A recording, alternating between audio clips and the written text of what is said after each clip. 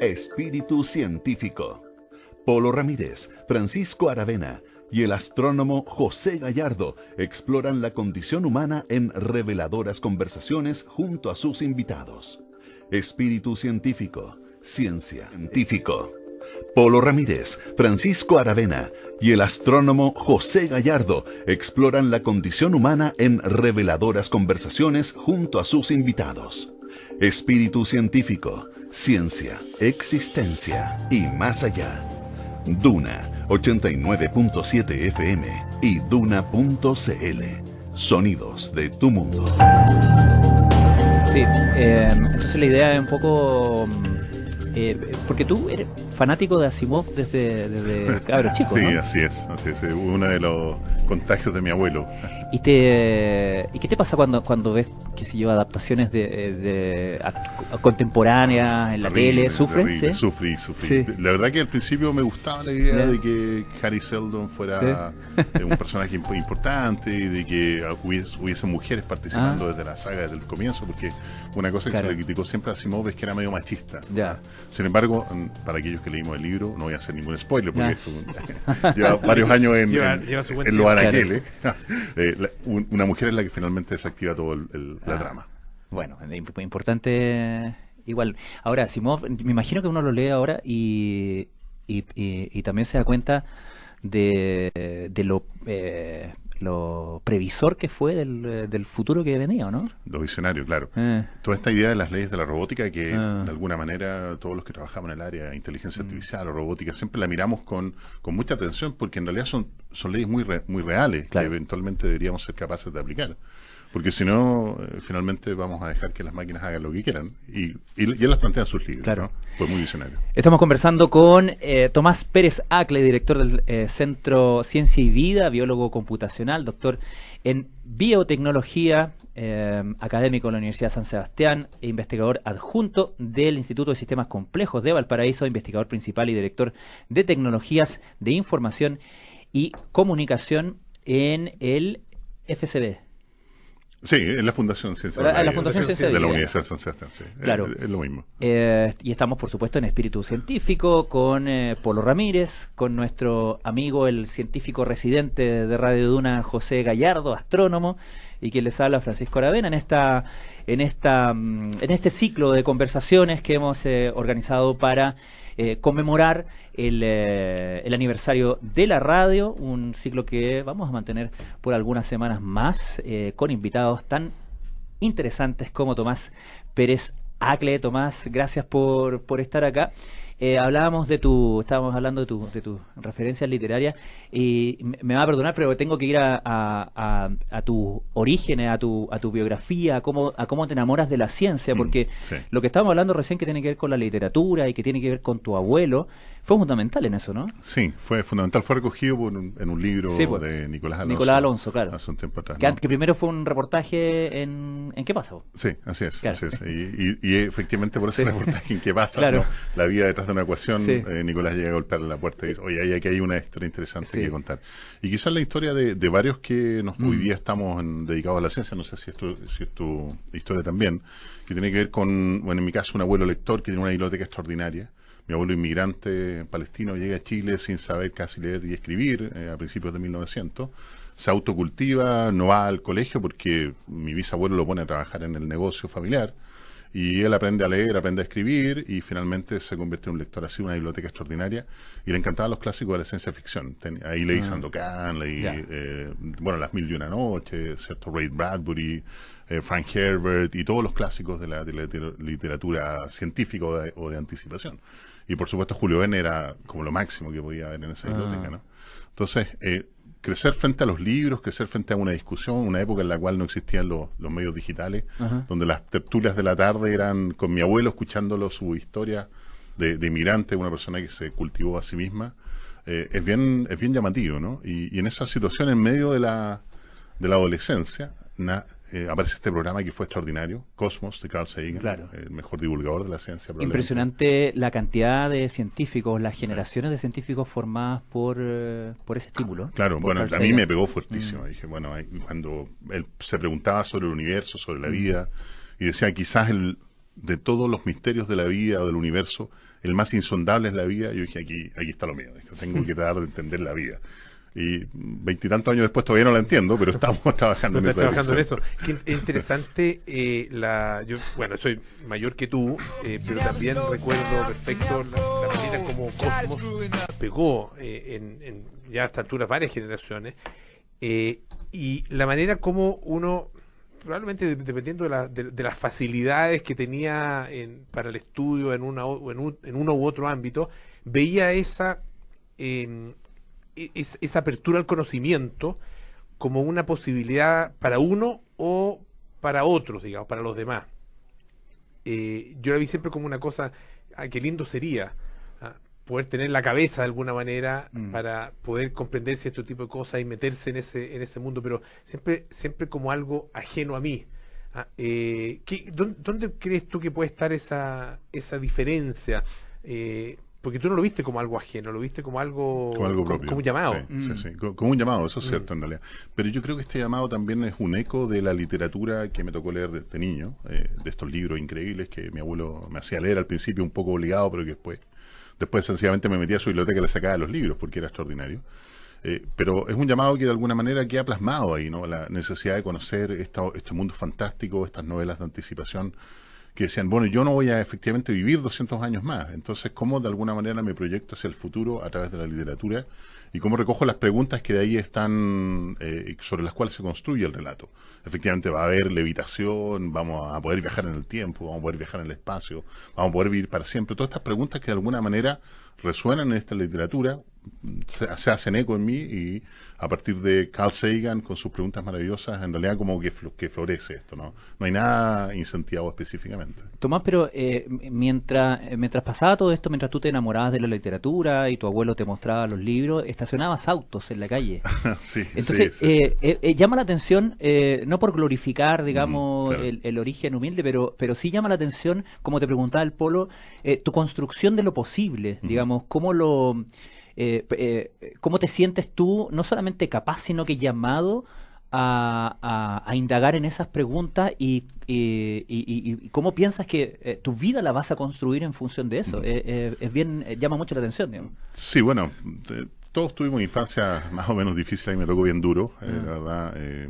No vale la pena entrar en mucho detalle, pero efectivamente en algún minuto nos vimos muy apretados económicamente, con mucha complicación.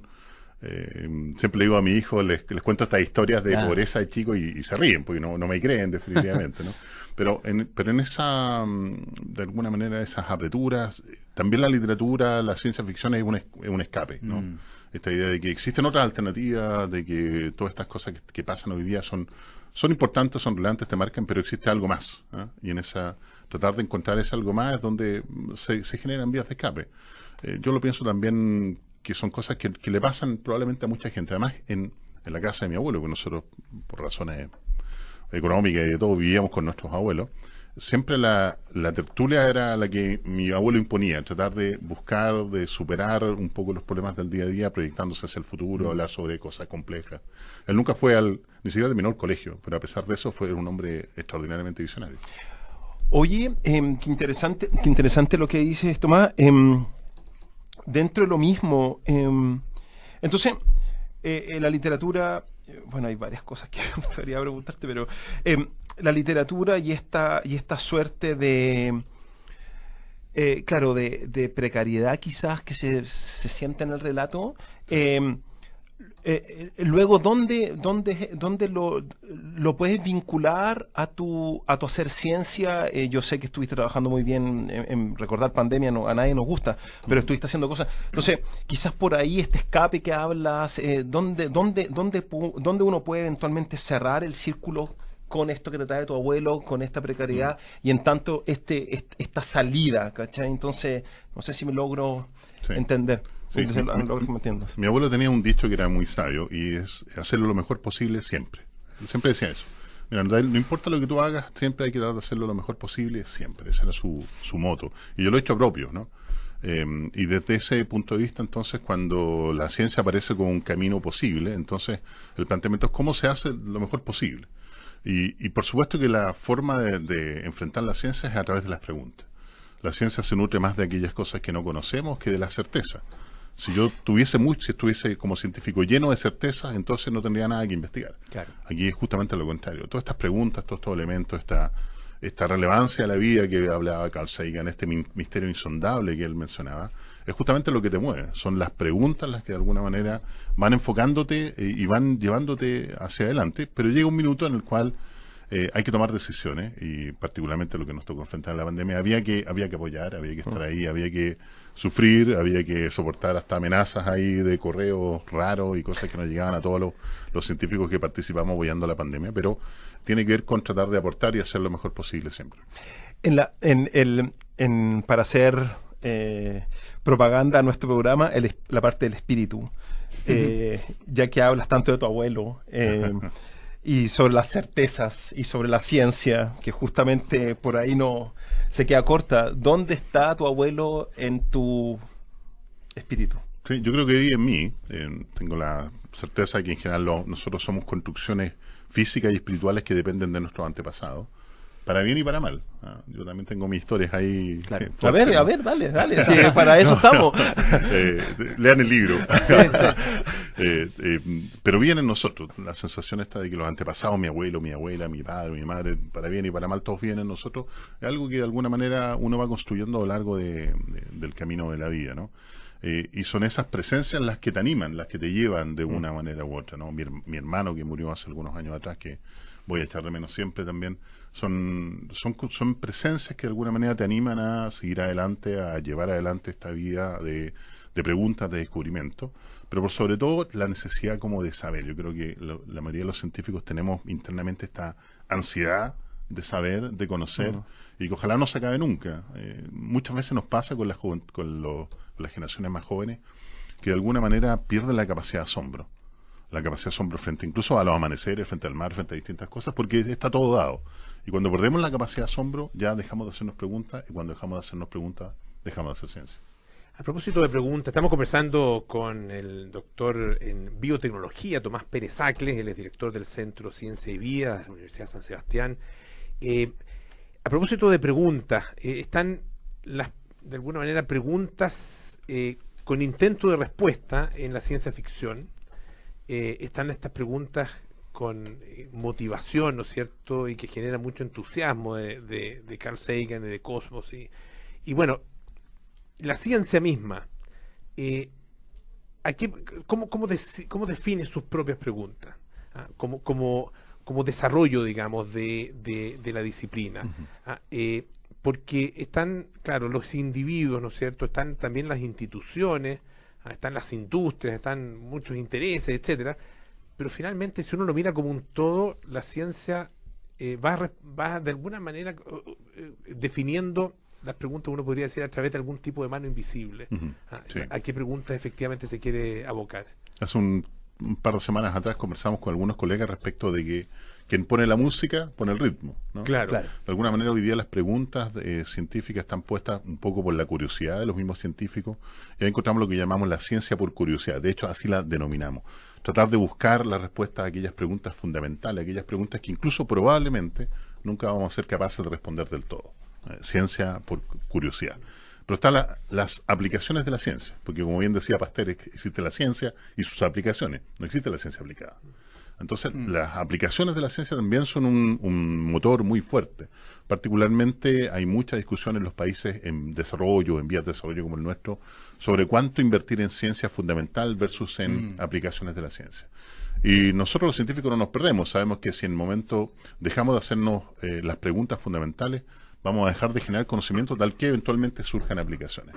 La aplicación no surge de manera directa, sino a través de la creación de conocimiento. Y por lo tanto, la creación del conocimiento, claro, uno al otro, efectivamente. Creamos conocimiento, y ese conocimiento fundamental genera eventualmente aplicaciones. Por lo tanto, es un círculo virtuoso que tenemos que ser capaces de alimentar. Porque si no lo hacemos de esa manera, vamos a dejar de hacernos las preguntas fundamentales y eventualmente vamos a dejar de crear conocimiento y finalmente dejar de desarrollar tecnología. Claro, es como surgen, ¿no? Pero ¿cuáles son esas preguntas de hoy?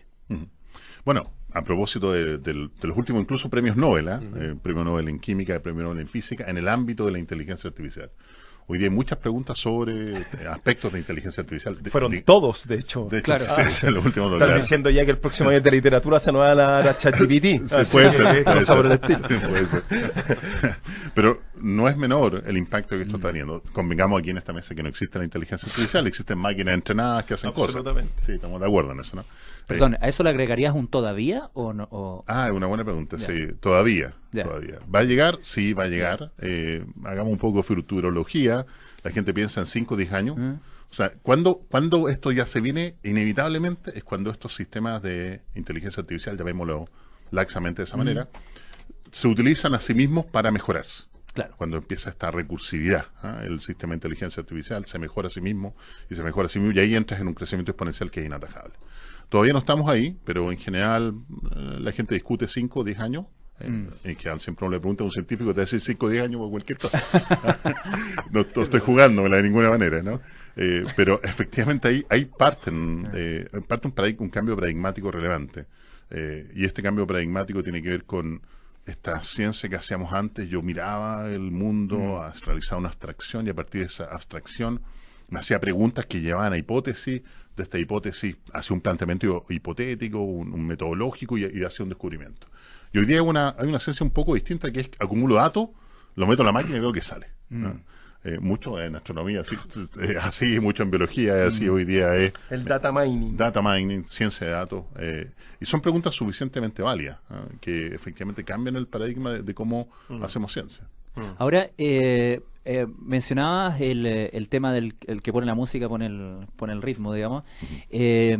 Los científicos, en general, tienen que estar constantemente postulando a fondos. Sí. Por lo tanto, de repente a su pesar se transforman en grandes llenadores de formularios, ¿no? Y digamos, no pueden, supongo, ponerse demasiado quisquillosos con de dónde vienen esos fondos. ¿Cuáles son esos estímulos que busca la persona que está poniendo los fondos o la institución que está poniendo los fondos? Tú has trabajado, por ejemplo, con plata de la Fuerza Aérea de Estados Unidos. Así es. Evidentemente uno piensa, bueno, estos tipos, ¿por qué están poniendo plata? ¿Qué es lo que están buscando finalmente? Como muchos avances de la ciencia han partido financiados por el aparato de defensa, el aparato industrial militar, y que luego en la vida civil, por así decirlo, o en la salud, encontramos como usos virtuosos. ¿Cómo te planteas tú frente a ese problema? ¿Alguna vez fue un tema para ti? Lo es, siempre es discusión que tenemos en el laboratorio, porque a mí me gusta incentivar la discusión, incluso media filosófica. Claro. De hecho, quienes tenemos doctorado recibimos un PhD, un Philosophical Doctor. Claro, es decir, claro. Teóricamente somos tan doctos en una materia que nos permitiríamos filosofar al respecto. Claro. Lo que menos hacemos es filosofar, ¿no? Salvo quizás aquí tratamos de hacerlo. Aquí tratamos de hacerlo, quizás. Claro. Pero por lo tanto, estas discusiones siempre están hoy día sobre la mesa, las incentivamos. Pero no dejemos de tener en consideración que, como tú bien señalabas, muchos avances científicos muy relevantes de resonancia magnética nuclear, incluso las primeras versiones de los láseres, provienen efectivamente de financiamiento proveniente de las Fuerzas Armadas. En el caso de la Fuerza Aérea, que nos ha venido financiando, de hecho, todo lo que hicimos en la pandemia fue financiado por la Fuerza Aérea. Vaya. Nosotros nos ganamos un gran internacional de respuesta a COVID-19, y todo lo que hicimos en términos de modelos, ciencia de datos, los reportes, todos estos 400 y tantos reportes que sacamos, fueron financiados por estos fondos, y que no buscan desarrollo de aplicaciones de la ciencia, sino construcción de conocimiento. ¿Y cuál es la lógica que hay por detrás? Si ellos financian ciencia en todas partes del mundo, el 30% del presupuesto que tiene esta oficina de investigación de la Fuerza Aérea Norteamericana se gasta en actividades extramurales, fuera de sus muros. El 70% interno, y ellos hacen lo que quieren con eso. Buscan generar conocimiento, y que ese conocimiento quede disponible para todo el mundo. Entonces, imagínate una oficina que financia investigadores por todo el mundo. Cuando esos investigadores son financiados, el conocimiento queda a disposición de ellos y de todo el mundo. Entonces, cuando ellos tienen puestos los ojos en cientos de investigadores a lo largo del mundo, son los primeros en ser capaces de tomar ese conocimiento y utilizarlo para sus propios fines. Cuál sea los fines que ellos desarrollan son irrelevantes desde el punto de vista nuestro. Y esto es una cosa interesante a propósito de filosofía. Nosotros creemos, en el laboratorio lo hemos discutido muchas veces, y yo también lo pienso así, que la creación de conocimiento es amoral, es decir, no tiene moral. No puede estar el conocimiento revestido de ningún tipo de moral, sino que debiéramos tratar de definir el conocimiento en su pureza. Es difícil hacerlo, pero imaginemos que sea el caso.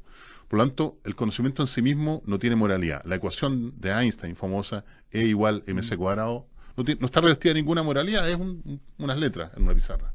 Pero cuando le ponemos un delta, en realidad nos damos cuenta de que efectivamente podemos desarrollar una bomba atómica. Y por lo tanto, la aplicación de ese conocimiento es el que debe estar revestido de cierta moralidad que la misma sociedad tiene que cautelar. Lo mismo pasa ahora en inteligencia artificial y otros desarrollos. Es súper interesante lo que planteas, porque sí, porque al fin de cuentas el conocimiento no sabes a dónde te va a llevar, y también lo que puedas desarrollar no sabes hacia dónde te va a llevar, y justamente ahí es donde entra la parte más humana, y que yo creo que hay un poco, quizás no era la idea, pero para volver un poquito al asunto de la inteligencia artificial y lo que decías del espíritu. En 5 o 10 años más, te vamos a traer en 5 años, 10 años más, y nos vaya a decir en 5 años más. Claro, ¿dónde vaya a meter el espíritu en esa inteligencia artificial? Bueno, the Ghost in the Machine. Está interesante ese concepto, sí. Es una pregunta súper interesante, muy filosóficamente muy relevante. Imagínate, todos hemos interactuado con ChatGPT. Si nuestros auditores no lo hacen, yo les recomiendo que deberían hacerlo de todas maneras. Ayuda bastante de repente. Absolutamente. Nosotros en el laboratorio es regla usarlo, y usarlo de la mejor manera posible. De hecho, hacemos clase a nuestro cohabitante, digamos, de cómo usarlo de la mejor manera posible. Prompt Engineering se llama, ¿no? Entonces, claro. Cuando uno interactúa con estos sistemas, pareciera que efectivamente son inteligentes, pareciera que efectivamente tienen casi una especie como de espíritu, porque te pueden responder hasta de manera amigable, ¿no? Pero en realidad no es así. En realidad son sistemas que tienen un vasto conocimiento en su memoria y que te responden con la respuesta más probable. Y que incluso si uno le pregunta varias veces lo mismo, te va a responder de distinta manera, porque existen múltiples respuestas probables, ¿no? Pero es interesante el debate sobre cuándo esta entidad que tiene todo el conocimiento humano, cientos de miles de millones de parámetros en su memoria, efectivamente reemplaza o es capaz de pensar de la misma manera que un doctorado, o que un médico, o que cualquier profesional de cualquier área. O un filósofo. O un filósofo, exactamente. De hecho, debatíamos mucho en otras instancias sobre qué cosas la inteligencia artificial no va a ser capaz de hacer. Yo creo que nada, todo lo va a ser capaz de hacer. Ahora, hoy día lo que pasa es que el gran peligro no es la inteligencia artificial, sino la gente que sabe usar la inteligencia artificial. O sea, los que nos vamos a quedar sin trabajo en el corto plazo son aquellos que no sabemos usar la inteligencia artificial. Perdón, es que es interesante porque esta ilusión de que hay otra persona, esta ilusión de existencia de interlocutor, está creada solamente por el lenguaje. Es decir, en la interfaz con la que nos comunicamos es el lenguaje, ¿no? Y de alguna manera, por eso ahora digo, desde ChatGPT en adelante, el concepto ha permeado más masivamente, porque ahora lo entendemos sin lenguaje, digamos, sofisticado, ¿no? Claro. Ahora tenemos la ilusión de conversar justamente con, comillas, alguien, y eso nos genera la impresión de estar hablando con alguien. Y lo ligo con la pregunta que te hacía José, de dónde estaba tu abuelo, porque tú dices que vive en mí, y yo te iba a preguntar y no alcancé, porque aquí se nos pasan las micros, si hablabas con él. Porque de alguna manera cuando perdemos a un ser querido, lo extrañamos de manera muy profunda. Sí. Pero una de las cosas que extrañamos es esa interacción de conversación, ¿no? Desde lo más cálido que es escuchar la voz o la respiración, hasta el contenido de esa conversación eventualmente. ¿Tú hablas con tu abuelo? Sí y no, porque recurre a mis pensamientos. Él, mi hermano, que son dos figuras muy queridas, mi abuela también son figuras, por supuesto, mi madre, son figuras muy queridas para mí también. Pero no son conversaciones directas, sino más bien de pensamiento, de recordar, de rememorar. Típica que uno está metido en el computador y aparece una foto. Ese tipo de situaciones en realidad te remueven, ¿no? Y te dicen, bueno, efectivamente, estas carencias que hoy día tienen son carencias importantes, no se van a acabar nunca, van a estar siempre presentes.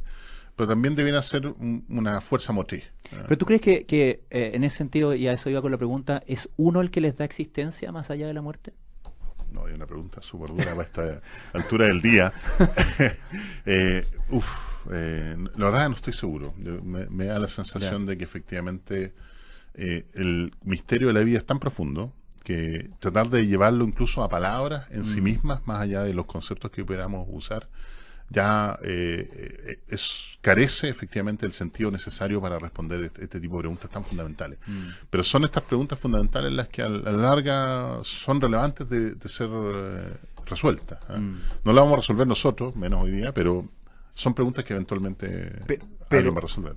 Quizás no es justamente una pregunta para ser resuelta, sino que es para la filosofía pura y dura del pensamiento y del pensar, porque ahí la ciencia se te va por todo, no hay forma de que te logre, que la logres contener. Pero me imagino que esa reflexión podría haberse hecho de fenómenos que hoy consideramos científicamente abarcables, como no sé, la electricidad o las ondas de radio. Cuando los seres humanos salimos al mundo y empezamos a tratar de descubrir el mundo, hacemos abstracciones. Claro. Y al principio todo era raro, todo mágico. Todo era mágico. La lluvia era porque los dioses te la mandaban. Lámpagos, todo. Claro. Y a medida que el conocimiento científico va desarrollándose, vamos llevando a los dioses hacia los extremos. Claro. Pero la pregunta es, bueno, ¿eso tiene fin? ¿Efectivamente la ciencia va a ser capaz de abarcar todas las preguntas del universo? Yo creo que no.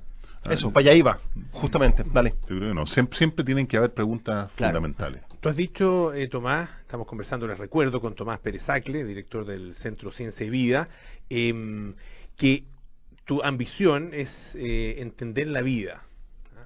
Sí. No menor, no menor.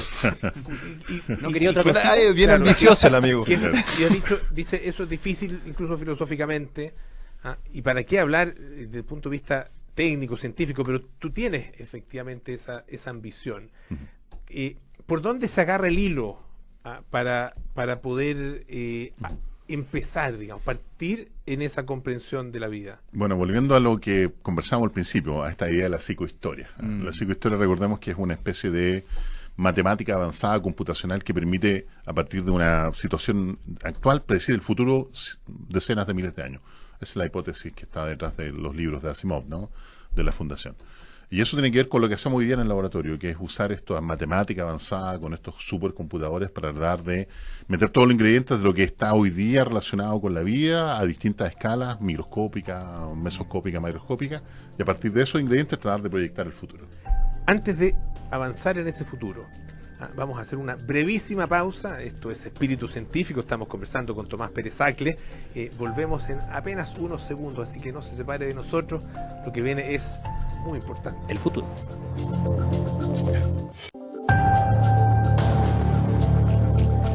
Seguimos en Espíritu Científico aquí en Radio Duna junto a nuestro científico residente, el astrónomo José Gallardo. Polo Ramírez es quien les habla, Francisco Aravena. Estamos con nuestro invitado de hoy, Tomás Pérez Acle, doctor en biotecnología. Quería preguntarte, no sé si quedó algo pendiente, Polo, que querías retomar del ese futuro. Estamos hablando del Sobre tema el futuro. Sobre el futuro. por dónde, a ver, la comprensión de la vida, de su sentido, de su origen. Es obviamente un tema inabarcable, gigantesco, muy, muy difícil de poder racionalizar, ¿no? Pero por alguna parte hay que empezar, si es que uno tiene esa ambición, como tú has manifestado tenerla. Entonces, ¿por dónde se empieza y por dónde se agarra este hilo, efectivamente, mirándose lo que viene? Claro, ahí es donde nosotros aplicamos esta visión de ser capaces de utilizar esta matemática, esta física, esta química que hoy día conocemos, para generar modelos de computador, y a partir de estos modelos de computador generar simulaciones que nos permitan proyectar el futuro.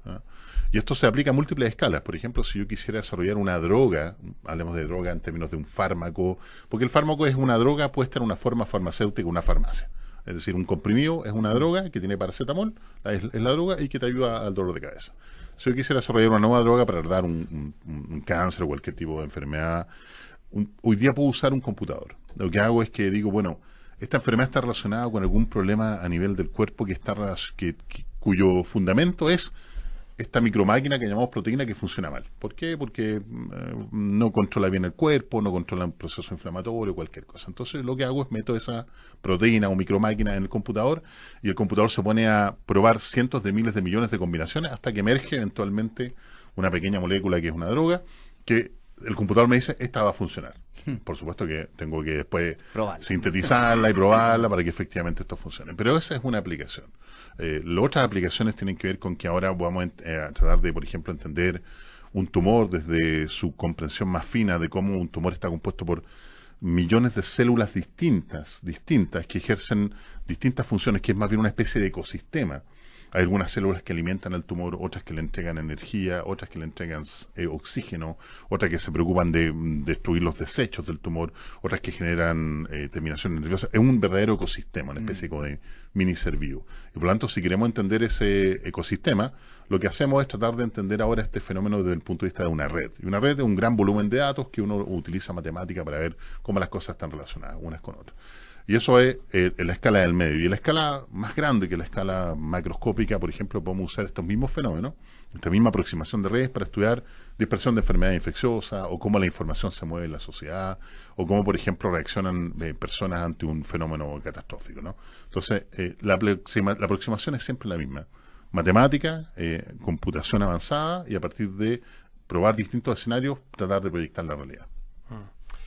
Oye, justamente relacionado con lo mismo, y con tu afición a la ciencia ficción, y quizás llevarte a un escenario un poco, no sé si lo has pensado alguna vez, con esto de meter todo en la máquina y tener millones de datos y tener todo. Imaginémonos que tenía la máquina más grande, Maniac, en 20.000 veces más. Vida eterna, o ¿qué te pasa con esas cosas que te la puede dar la ciencia ficción, justamente? Es súper interesante, y que tiene que ver también con, yo diría, como el gran objetivo detrás de cualquier desarrollo biomédico. Primero, todo el mundo dice, lo que queremos estudiar una enfermedad porque queremos entender la enfermedad. Quiero entender el cáncer, quiero entender el Parkinson, el Alzheimer. Pero una vez que la entiendo, o que aproximo a entenderla, el segundo paso es, busquemos una cura. Y a la larga, detrás de eso está esta idea de vivir para siempre. Así por lo menos lo veo yo, ¿no? Claro. Que es un desafío de alguna manera que todos tenemos puesto por este temor que le tenemos inevitablemente a la muerte, ¿no? Afortunadamente existen otras alternativas más que solamente vivir para siempre, para proyectarse hacia el futuro, nada que tienen que ver con la fe, que tienen que ver con el espíritu, ¿no? Y por lo tanto, siempre está esta idea de ojalá poder vivir para siempre. Sería muy raro, efectivamente, que tuviéramos la posibilidad de hacerlo y no lo declarásemos, ¿no? Ahora, ¿qué significa eso? ¿Estamos lejos de eso? ¿Estamos cerca? Probablemente estamos lejos, a lo mejor nunca vamos a llegar a eso. Sí, pero está dentro de los desafíos de la ciencia, claro, y de la biomedicina. Y en eso, cuando tú te planteas frente a este problema, porque pensaba, a propósito de lo que te preguntaba al principio del programa, tú ante este misterio decides que tu camino para enfrentarlo es la ciencia. Podría haber elegido, no sé, la literatura, por ejemplo, sí, como mucha gente lo ha hecho. Tú dices, aquí mi camino, mi manera de aproximarme a este fenómeno es la ciencia. Pero luego haces tránsitos muy interesantes, porque, por ejemplo, pasas de la biología, que tiene que ver obviamente con el ser vivo propiamente tal, la célula, etcétera, etcétera. Pasas a la biotecnología, digamos, que es cuando ya empiezas a interactuar con artilugios, por así decirlo, ¿no? Claro. De alguna manera no has tenido problemas en comillas, contaminar la línea con las herramientas, ¿no? Buscando esta respuesta. En un momento se creía, a propósito de lo que comentaba José, los científicos en un momento, cuando estaban probablemente en la embriaguez de la conquista racional y de quitarle terreno al mundo mágico,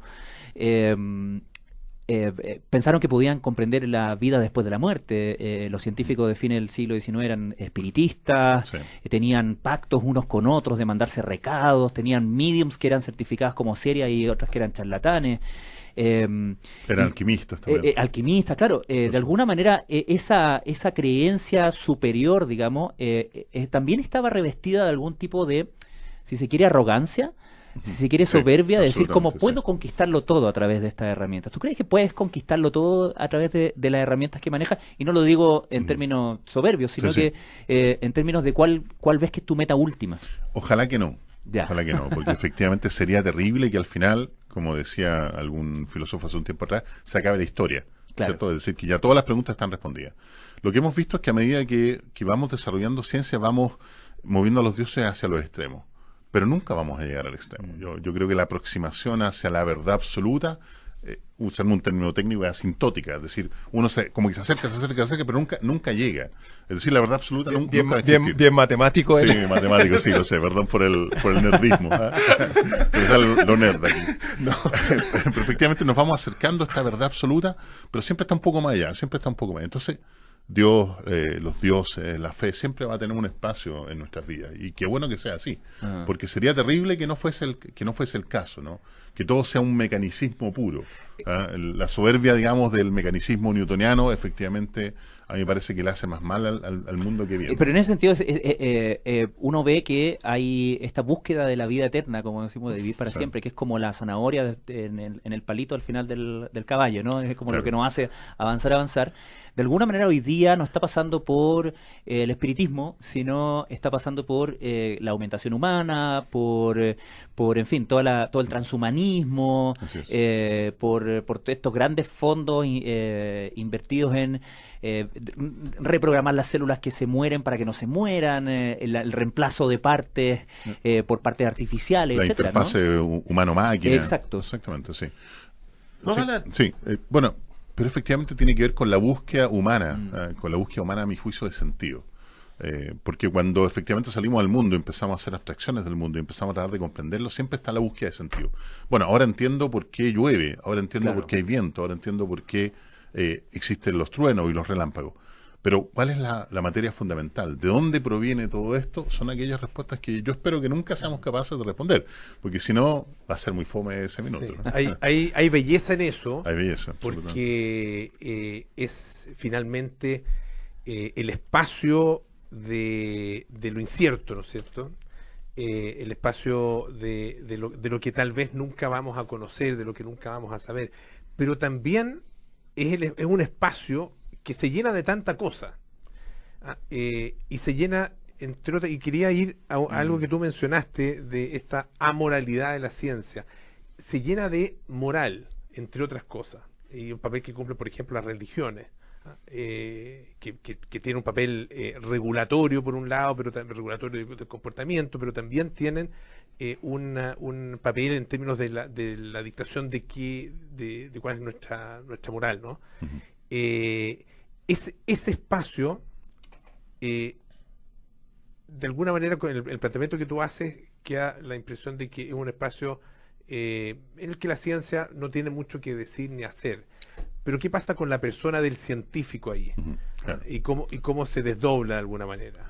Sí, bueno, existen ciertas preguntas que inevitablemente, aunque podríamos estar de acuerdo que el conocimiento no debería estar revestido de moral, sino que tiene pureza en sí mismo como conocimiento, como verdad, como razón, como virtud, a propósito del logo de nuestra universidad, ¿no? Hay ciertas preguntas que la aproximación debe tener una cierta moral. Yo no puedo, por ejemplo, hacer investigación en embriones humanos, porque es amoral hacerlo, ¿no? No puede ser está revestido de malignidad hacer experimentos en embriones humanos. O si voy a hacer experimentos, digamos, directamente en humanos, o voy a experimentar una droga directamente en humanos sin haber estado seguro de que efectivamente esto va a producir un problema. Entonces, si es cierto, la creación de conocimiento debería ser puro en sí mismo, la forma de aproximarnos a crear ese conocimiento tiene que estar revestida de una cierta moral. Y ahí la sociedad tiene mucho que decir. Estamos llenos de sesgos algorítmicos ahora en la inteligencia artificial y los aceptamos como normales. Eso no puede ser. No por mucho que hoy día ChatGPT esté programado con una cierta cantidad de datos o las redes sociales estén programadas con ciertos datos, vamos a aceptar que ese sesgo algorítmico es correcto. Por lo tanto, ahí es donde la sociedad tiene que jugar un rol relevante. Tenemos que ser cada uno de nosotros actores relevantes a discutir estos aspectos. ¿Por qué? Porque de esa manera vamos a evitar que efectivamente la máquina esté tomando decisiones por nosotros. Aquí hay dos problemas. Uno es la inteligencia artificial tipo Terminator, que va a venir y nos va a matar a todos, lo cual probablemente nunca va a ocurrir, esperamos que no. Pero si ocurre algo, va a estar mucho más adelante en el tiempo. Lo que hoy día sí estamos enfrentando estamos repletos de sesgos algorítmicos, estamos repletos de cámaras de ecos digitales, estamos repletos de sesgos de confirmación, una serie de elementos que son provistos por la máquina, actuando por sí misma, sin un ser humano por detrás que esté constantemente preocupado de lo que si está haciendo la máquina es correcto o no. Sí, no, es que está súper interesante todo. Quería volver un poquito al anterior del asunto de la fe, y hablaste de Newton, de la verdad absoluta. Newton también era un alquimista, pero del sí, terror. Fanático. Y Marie Curie, un espiritista, pero también. Entonces, estás en la Fundación Ciencia y Vida, estás en la universidad, en un ambiente muy academicista. Parte de esta idea, de este programa, fue justamente tratar de unir estos temas, que ha sido muy, muy interesante poder escucharte. Palabras como fe, como la religión, ¿no es cierto?, los espíritus.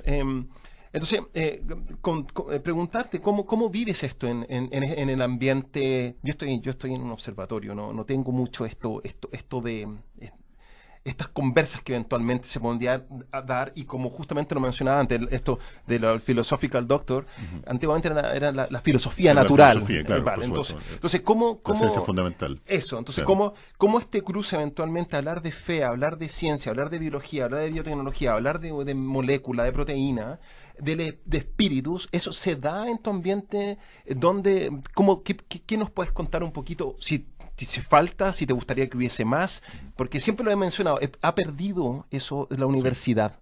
Sí, lo ha perdido, efectivamente lo ha perdido. Me encantaría que ojalá tuviéramos más espacios, no solamente en mi laboratorio, sino en general en la academia, para discutir estas preguntas fundamentales, un poco el espacio que ustedes están dando acá, que me parece extraordinario, porque en general estamos siempre bailando el ritmo del que pone la música, y estamos constantemente postulando proyectos y constantemente siendo capaz de ejecutar fondos, y estamos dedicados a la investigación y estamos dedicados a la docencia. Rindiendo. Realmente es una situación muy, muy compleja desde ese punto de vista, pero si no nos damos el espacio para hacernos estas preguntas, para meter algo de filosofía en nuestro quehacer, finalmente entonces estamos convertidos en unos robots. Y entonces no hay ni una diferencia entre una máquina con inteligencia artificial de verdad, cuando exista, ¿no? 5 o 10 años, que haga ciencia y que de alguna manera nos reemplace. Porque de otra forma, cuando dejamos de hacer estas preguntas, dejamos de preguntarnos si no solamente la creación de conocimiento es relevante, sino particularmente sus aplicaciones. Y ahí está el grave peligro. Si dejamos de preguntarnos sobre la moral de las aplicaciones, entonces vamos a ser solamente unos espectadores de una tecnología que nos va a superar y nos va a quitar el mundo.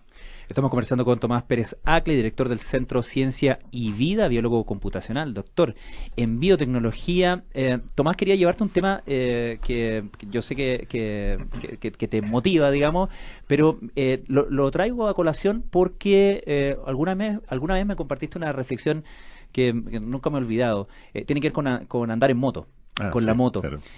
Una vez tú me dijiste que cuando uno va manejando a cierto nivel de vibración de la moto, por cierto, en línea recta, por determinado tiempo uno alcanza un nivel mental especial, un nivel similar al de la meditación. Muy similar. Quería preguntarte por cómo son esos viajes tuyos. Bueno, viene uno dentro de poquito. Me reservo un par de días al año ahí para viajar con mi grupo de amigos, y que la verdad lo que buscamos es entrar, usando un término técnico, en el flow, en el flujo. Eso se adquiere más o menos como a las 2 horas de andar en moto. Habitualmente cuando uno cruza la cordillera, ¿cierto? Ya entramos en el flow, y efectivamente uno alcanza un estado de paz interna extraordinario, donde lo único que te preocupa es lo que te rodea, el camino. De hecho, uno podría pensar, bueno, tengo viajes de 10 horas andando en moto y por lo tanto podría dedicarme a resolver problemas científicos. La verdad es que no, la verdad es que puede ser, pero no es el caso. La mente se da en blanco y es extraordinario. Por ahí dicen los motoqueros antiguos, los más antiguos, dicen que nunca vas a ver una moto afuera de la consulta de un psiquiatra. A menos que sea del psiquiatra. A menos que sea del psiquiatra, exactamente. Es el corolario de la declaración, sí, por supuesto.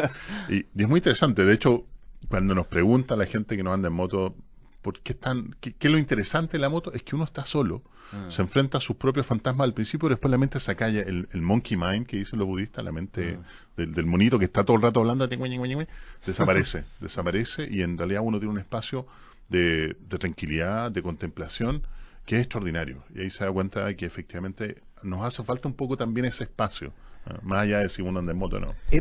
Perdón, pero solamente para introducir, hay gente, o sea, no gente, digamos, hay estudios, hay proponentes, hay promotores incluso, de alcanzar ese nivel a través de drogas psicoactivas. Sí, por supuesto. ¿Qué opinas tú de eso?